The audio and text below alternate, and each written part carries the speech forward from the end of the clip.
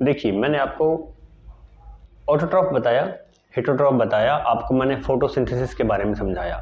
मैंने कहा था जो ग्रीन प्लांट होते हैं वो क्लोरोफिल की वजह से, प्लांट की जो पत्तियां होती हैं या जितने भी ग्रीन पार्ट्स होते हैं वो क्लोरोफिल की वजह से होते हैं, और इस क्लोरोफिल की वजह से ही फोटोसिंथेसिस होती है।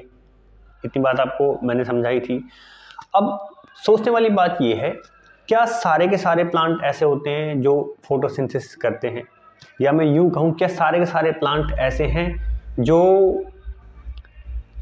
ऑटोट्रॉफ कैटेगरी में, अर्थात अपना भोजन स्वयं बनाते हैं? सारे के सारे प्लांट ऑटोट्रॉफ कैटेगरी में नहीं है। कुछ प्लांट, एक कैटेगरी बता रहा हूं आपको, इंसेक्टिवोरस प्लांट।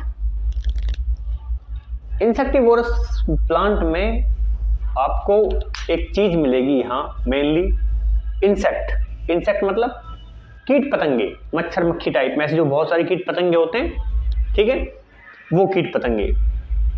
इंसेक्टिवोरस मतलब इंसेक्ट को खाने वाला। हर्बीवोरस मतलब हर्ब्स को खाने वाला। हर्ब मतलब छोटे छोटे जो पेड़ पौधे होते हैं उनको, जो जैसे कि गाय भैंस, ये हर्बीवोरस है क्योंकि हर्ब्स खाती, छोटे छोटे पेड़ पौधों को खा जाती हैं, घास फूस को, है ना। तो एक प्लांट ऐसा होता है, वो क्या करता है, उसको बोलते हैं पिचर प्लांट। पिचर का मतलब होता है मटका। जैसे मटका देखा है आपने, पानी भरने वाला मटका होता है, एक पॉट, बर्तन। तो पिचर प्लांट का मैं आपको पहले बताता हूं क्या होता है। एक प्लांट है पिचर प्लांट, उसमें के जो लीफ होती हैं, जो पत्ती है, ये पत्ती आपको नजर आ रही है, ये पत्ती मॉडिफाइड होकर के, बदल करके, ये देखो ये पत्ती है यहाँ, और ये पत्ती आगे मुड़ करके ऐसे पिचर स्ट्रक्चर बना ली इसने। दिखाई दे रहे हैं आपको? ये यहाँ देखिए, ये वाली स्ट्रक्चर पिचर स्ट्रक्चर बना रखी। पिचर मतलब मटके की जैसी, जैसे इसके अंदर कुछ चीज आ जाए। ये इसका ढक्कन होता है, ये इसको बोलते हैं लीड। लीड मतलब इसका ढक्कन, और ये आपका पिचर हो गया। तो एक पेड़ है, उसको बोलते हैं पिचर प्लांट। पिचर प्लांट की जो पत्तियां हैं वो मॉडिफाइड होकर के, अपना स्वरूप बदल करके, उन्होंने एक मटके जैसी आकृति बना ली। अब क्या होता है, जैसे ही कोई कीट आया, मान चलो भाई ये कीट है एक, ठीक है, तो ये इसमें से एक अजीब सी स्मेल आती है। अजीब सी स्मेल जब आएगी इसमें, तो ये आपने देखा होगा कि जब मक्खियां जो होती हैं वो स्मेल की वजह से आकर्षित हो जाती हैं, ठीक है। तो ये एक खास स्मेल की वजह से क्या है, इसके पास आएगी। जैसे ही ये मक्खी इसके पास आएगी, इसके अंदर आई ये, ठीक है, ये मक्खी इसके अंदर आई, और ये इसके अंदर और नीचे गई, तो इसमें कांटे होते हैं। कांटे इस तरीके से होती हैं, जैसे ये मक्खी इसके अंदर, ये बड़ी मक्खी है, मैंने ऐसे बना दी। अब ये कांटों में फंस गई, अब ये ऐसे नहीं जा सकती। मेरी बात समझ में आई आपको? ये फंस चुकी है ऐसे, देखिए ये स्पाइक्स हैं, ये कांटे हैं, इन कांटों में फंस गई, और इसके अंदर कुछ ऐसे जूस निकलते हैं, डाइजेस्टिव जूस। इस पिचर प्लांट का जो पिचर होता है वो इसको अंदर अंदर मार देते हैं। किसको? मक्खी को, मच्छर को, या कोई भी इंसेक्ट जो इसके अंदर गया है, और इसमें से न्यूट्रिशन जो है पौधा प्राप्त करता है। कहने का मतलब, हमने आज तक ये पढ़ा है कि हम लोग या जीव जंतु जो जानवर हैं वो पेड़ पौधों खाते हैं, लेकिन मैंने आपको यहाँ थोड़ी अलग बात बताई। मैंने आपको यहाँ बताया एक पेड़ भी ऐसा है जो इंसेक्ट को खाता है, ठीक है, जो जीवों को खाता है, तो उसको बोलते हैं पिचर प्लांट। पिचर क्यों कहा? क्योंकि इसकी जो स्ट्रक्चर है, लीफ जो है, लीफ मॉडिफाइड होकर के, लीफ ने अपना स्वरूप बदल करके पिचर अर्थात छोटे से मटके के समान कर लिया। जैसी मक्खी इसके अंदर आएगी, ये ढक्कन ऐसे बंद हो जाएगा, ये ढक्कन ऐसे बंद हो जाएगा इसमें, और मक्खी इसके अंदर आ चुकी है, इस कांटों में फंस जाएगी, और इसके जो डाइजेस्टिव जूस हैं वो उसको मार देंगे अंदर, और उसको मार के खा जाएंगे। कहने का मतलब प्लांट ने मक्खी को खा लिया, ठीक है। ये इंसेक्टिवोरस प्लांट के बारे में मैंने आपको बता दिया, ठीक है। मैंने कहा है फोटोसिंथेसिस नहीं हो रहा है यहाँ, ठीक है, यहाँ फोटोसिंथेसिस नहीं हो रहा, यहाँ बिना फोटोसिंथेसिस के भोजन प्राप्त कर रहे हैं। जैसे कि इसने मच्छर मक्खियों को अपना भोजन बना लिया, ठीक है। ठीक उसी प्रकार से यहाँ देखिए आप, एक वर्ड आपने सुना होगा, पैरासाइट। सुना है पैरासाइट? पैरासाइट का मतलब होता है बेटा, जब दो चीजें साथ में रहें और एक चीज दूसरे को नुकसान पहुंचाए। जैसे आपने देखा है कई बार जो गाय भैंसे होती हैं उन पे एक चिचड़ी टाइप में, टिकल्स उनको बोलते हैं, वो उनके जो उसके शरीर पर चिपक जाती है और उसका खून चूसती रहती है। देखा होगा आपने, ठीक है, चिचड़ियाँ वगैरह। पशुओं के होती हैं, तो वो उस गाय या भैंस का खून चूस रही है, अपना भोजन प्राप्त कर रही है। इससे गाय भैंस को कोई फायदा मिल रहा है? कुछ फायदा नहीं मिल रहा, उसका नुकसान हो रहा है, उसका तो खून चूसा जा रहा है। तो जहां दो चीजें साथ में रहें, जहां दो चीजें साथ में रहें, तो एक का तो फायदा हो और एक दूसरे का क्या हो, नुकसान हो। दूसरे क्या हो, नुकसान। तो उससे क्या होगा, उसको हम पैरासाइट बोलते हैं। ठीक है, क्या बोलते हैं उसको, पैरासाइट। आपको इतनी बात समझ आई? एक एग्जांपल मैं आपको पेड़ का देता हूं। आपने बहुत सारा एक गुच्छा सा बन जाता है, बहुत सारा, नाम आपने सुना होगा अमरबेल। सुना है आपने अमरबेल? पेड़ के ऊपर जबरदस्त तरीके से छा जाती हैं। ठीक है, येलो येलो कलर की होती है। इंग्लिश में बेटा इसका नाम होता है कसकटा, CUSCUT, कसकटा। ये कसकटा क्या करती है, ये मान के चलो ये एक पौधा है, तो ये कसकटा जो है इस पौधे के ऊपर अपना घर बना लेगी, उसको पूरी तरीके से कवर कर लेगी। इस पौधे को इसने ऐसे कवर कर लिया पूरी तरीके से, नीचे से ऊपर तक ये ऐसे ऐसे पूरे में छा गई ऐसे ही। अब ये क्या काम कर रही है, ये पौधे से अपना भोजन प्राप्त कर रही है, इस पौधे से। तो जिस पौधे, जो पौधा है यहाँ है, एक तो है यहाँ पेड़ अपना, जो पौधा है जिसके ऊपर अमरबेल लगी है, जिसके ऊपर कसकटा की बेल चढ़ी है, तो उस पौधे को हम बोलेंगे होस्ट प्लांट।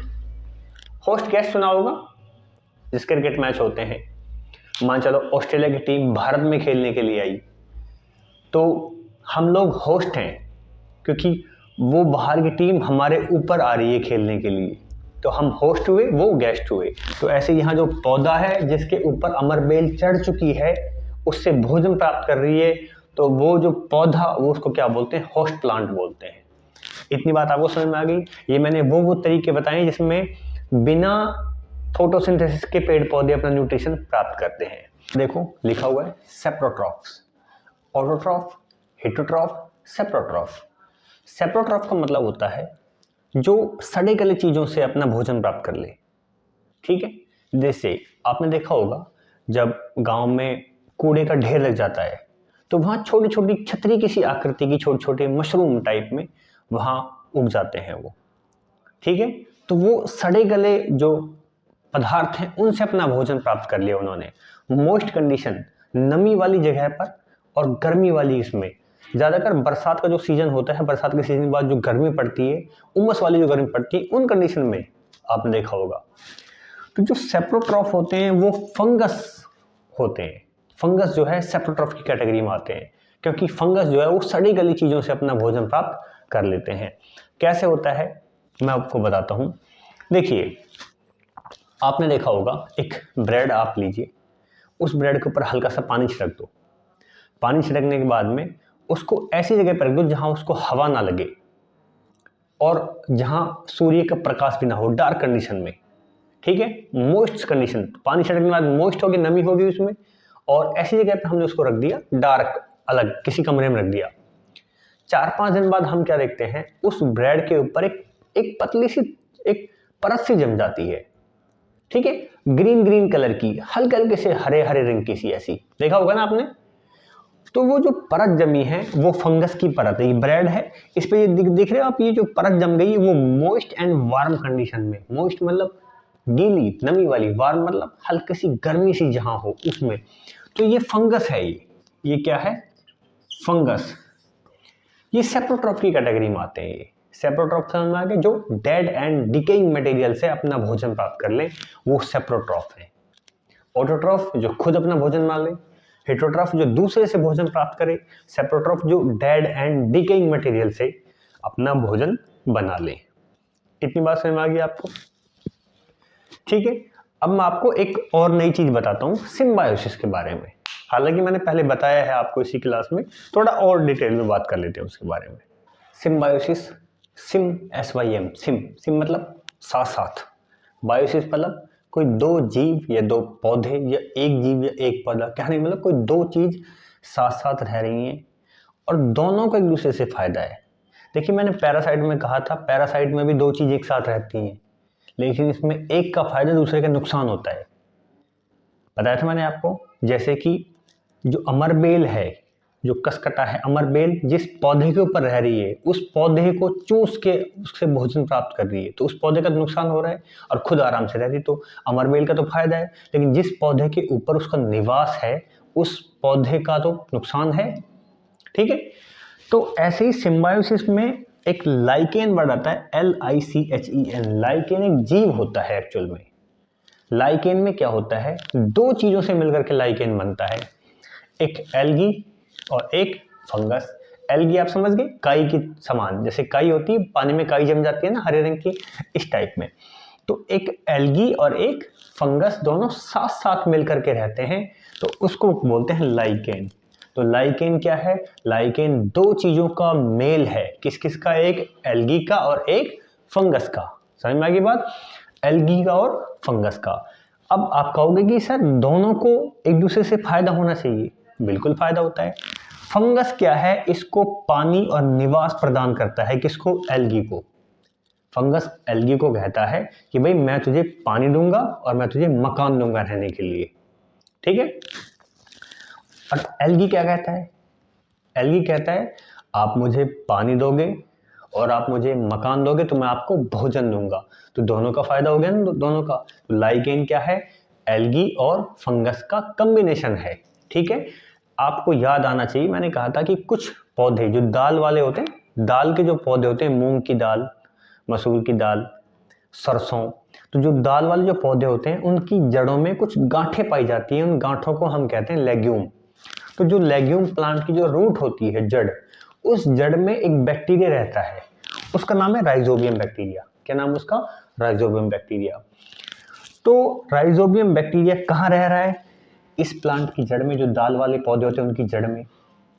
तो इस प्लांट ने इस राइजोबियम बैक्टीरिया को क्या दे रखा है, रहने की जगह दे रखी है।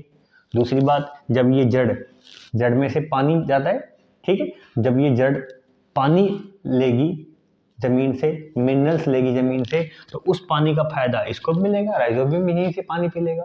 ठीक है, तो अब आप कहोगे कि चलो इसको तो फायदा हो गया, लेकिन इस प्लांट को क्या फायदा है। प्लांट को बेटा ये फायदा है, जो हमारे वातावरण में जो नाइट्रोजन गैस होती है, उस नाइट्रोजन गैस को ये राइजोबियम बैक्टीरिया किसको देता है, इस नाइट्रोजन गैस को इस प्लांट को दे देता है। अब मैं आपको ये बताता हूँ, ये राइजोबियम जो बैक्टीरिया के बारे में बताया, ये कैसे क्या होता है, इसका क्या चक्कर है।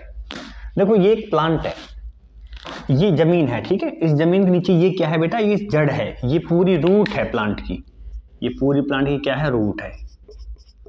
ठीक है, मैंने कहा था जो कुछ पौधे, जो दाल वाले पौधे होते हैं, या यूं कहूँ सरसों का जो पौधा होता है, उसकी जड़ों में गांठें होती, गांठ बन जाती है, इनको बोलते हैं लेग्यूम्स, लेग्यूमिनस प्लांट कह देते हैं। ठीक है, जो ये लेग्यूम है, ये गांठ इसलिए हो जाती है, इस गांठों में इनके अंदर रहता है एक बैक्टीरिया, इसका नाम है राइजोबियम बैक्टीरिया। क्या नाम है, राइजोबियम बैक्टीरिया। ठीक है, ये राइजोबियम बैक्टीरिया, पूछोगे आप क्यों होते हैं ये इसलिए होते हैं ताकि जो वातावरण में जो नाइट्रोजन है, उस नाइट्रोजन को ये जड़ में पौधे को दे सकें, जड़ के माध्यम से।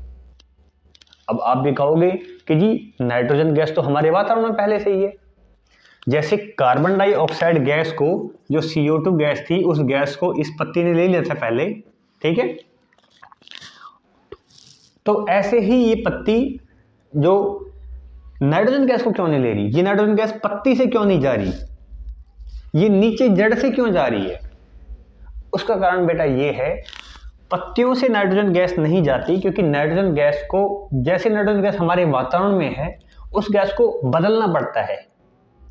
ठीक है, उस गैस को बदलने वाला जो जीव है वो कहाँ है, वो पौधे की जड़ में है, उसका नाम क्या है, राइजोबियम। राइजोबियम क्या काम करेगा, जो हमारे वातावरण में जो नाइट्रोजन गैस होती है उसको बदल करके, उसकी पैकिंग करके इस गैस को दे देगा, किसको, पौधे की जड़ को। इसका मतलब इस राइजोबियम बैक्टीरिया ने क्या काम किया, जो वातावरण की नाइट्रोजन थी उसको बदल दिया। देखो पहले ऐसी थी नाइट्रोजन, अब इसकी पैकिंग कर दी, पैकिंग करके किसको दे दिया, इसकी जड़ में चली जाएगी, पौधे की में, और जड़ से फिर कहाँ चली जाएगी, पौधे में, और पौधे में नाइट्रोजन का उपयोग हो जाएगा।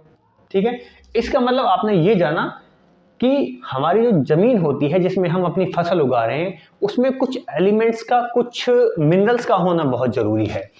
एक उसमें नाइट्रोजन होनी चाहिए, एक फॉस्फोरस होना चाहिए, एक पोटेशियम होना चाहिए, ऐसे होने चाहिए अलग अलग। ठीक है, तो देखो आपने डीएपी नाम सुना है? डीएपी की फुल फॉर्म होती है डाई अमोनियम फॉस्फेट। तो डीएपी हम इसीलिए डालते हैं खेतों में ताकि उससे डाई अमोनियम फॉस्फेट, फॉस्फेट मतलब फॉस्फेट मिल जाएगा।